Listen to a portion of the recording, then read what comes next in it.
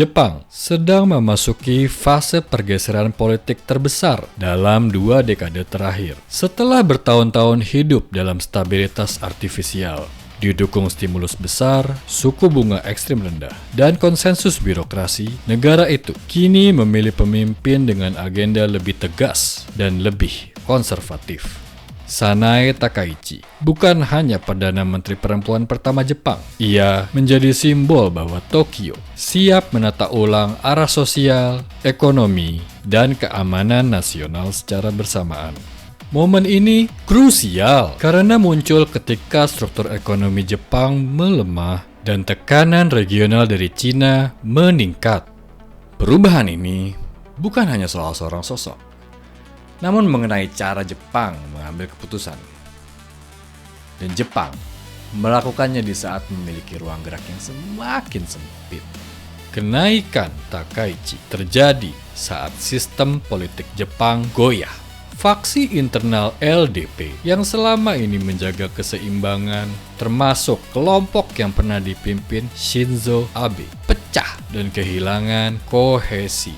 Pada saat yang sama, publik Jepang gelisah. Pertumbuhan upah stagnan, inflasi naik, yen melemah, dan daya beli warga hilang. Di ruang ideologis, kelompok kanan seperti Sanseito mulai menarik dukungan dari masyarakat yang frustasi. Kebutuhan untuk mengerem kelompok kanan radikal inilah yang membuat tokoh konservatif seperti Takaichi justru terlihat lebih aman bagi elit LDP. Ia dipandang sebagai figur yang bisa mengarahkan ketegasan tanpa membiarkan politik Jepang keluar jalur. Setelah itu, dinamika mempercepat. Koalisi baru dengan Japan Innovation Party atau Isshin no Kai terbentuk dan dukungan publik melonjak hingga lebih dari 70%. Takaichi berasal dari blok konservatif LDP yang selama ini memprioritaskan identitas nasional, kekuatan negara, dan proteksi industri strategis. Meski sering dikaitkan dengan Shinzo Abe, posisi politiknya lebih keras dalam isu sosial dan lebih Thatcherian atau serupa dengan Margaret Thatcher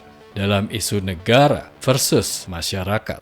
Di dalam LDP, ia tidak memegang kontrol penuh. Ada tokoh moderat seperti Taro Aso yang khawatir kebijakan fiskal Takaichi akan mengancam stabilitas keuangan. Ada pula birokrat Kementerian Keuangan yang sejak lama menahan ekspansi anggaran ekstrim. Di luar LDP, mitra barunya Isshin no Kai membawa agenda berbeda: efisiensi, birokrasi, pengurangan pemborosan sosial, dan desentralisasi yang kuat untuk Osaka. Ia menciptakan koalisi dengan tujuan yang saling bersilangan. Isshin no Kai ingin mengencangkan, Takaichi ingin memperbesar belanja. Isshin no Kai ingin memecah konsentrasi kekuasaan pusat, sementara LDP ingin mempertahankannya. Disinilah kepentingan jangka panjang diuji. Apakah Jepang bergerak ke arah negara kuat yang konservatif atau negara efisien yang terdesentralisasi? Takaichi menawarkan versi baru dari Arbonomics, stimulus moneter, belanja publik, dan reformasi. Namun konteksnya sudah berubah.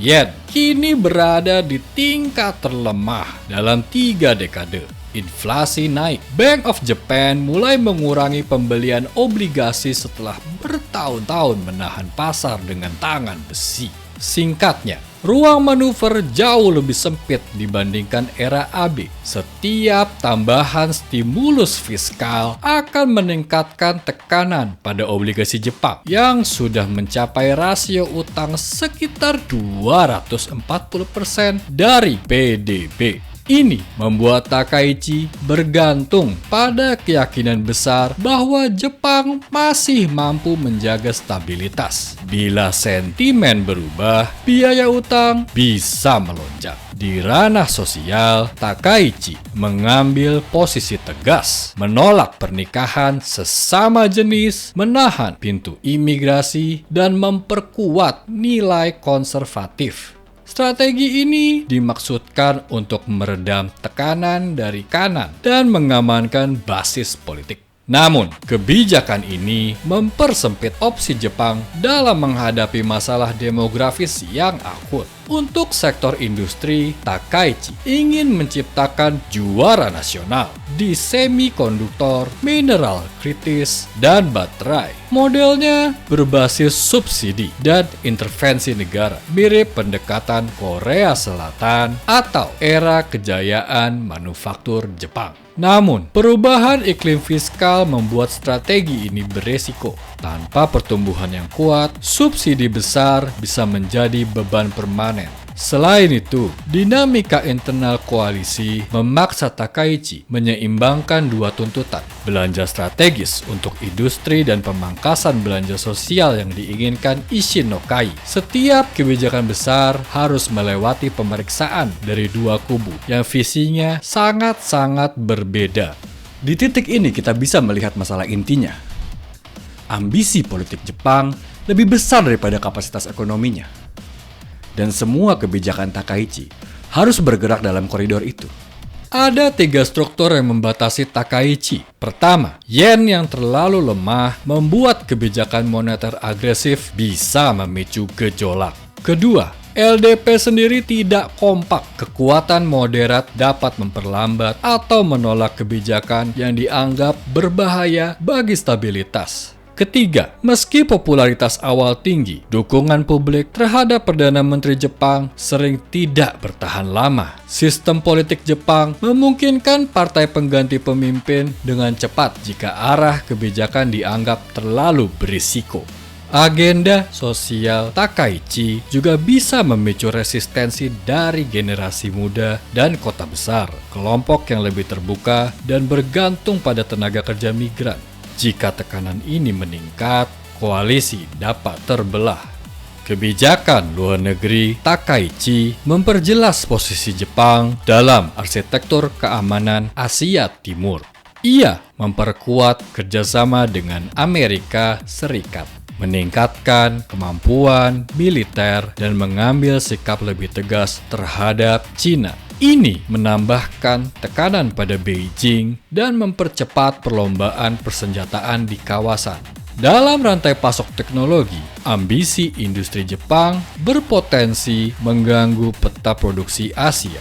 Jika Jepang menciptakan kembali keunggulan semikonduktor, persaingan dengan Korea Selatan dan Taiwan akan meningkat. Korea bisa terdorong mempercepat inovasi, sedangkan Taiwan memperluas operasi ke luar negeri. China mungkin memperketat kontrol ekspor mineral penting sebagai respon. Secara global, upaya Jepang mengamankan mineral kritis dan rantai baterai akan memperluas kompetisi dengan Amerika Serikat, Uni Eropa, dan China untuk pasar negara berkembang. Perubahan arah Jepang membuka 2 peluang besar.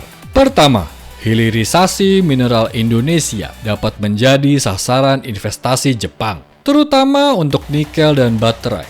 Jepang membutuhkan rantai pasok aman dan jangka panjang, sementara Indonesia menawarkan sumber daya. Tantangannya adalah konsistensi regulasi. Investor Jepang sangat sensitif terhadap perubahan kebijakan. Kedua, pariwisata Indonesia bisa diuntungkan. Kebijakan imigrasi ketat Jepang mengurangi masuknya tenaga kerja asing, memperbesar tekanan domestik, dan melemahkan daya beli masyarakat Jepang.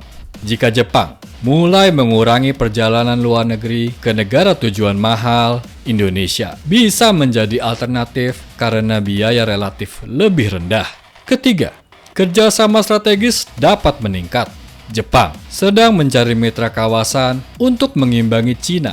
Indonesia dapat memanfaatkan momen ini untuk mendapatkan proyek infrastruktur, teknologi, atau pertahanan dengan syarat mampu menjaga posisi non-blok secara cerdas. Arah baru Jepang di bawah Takaichi menunjukkan kombinasi unik antara konservatisme sosial, ambisi industri, dan penegakan keamanan.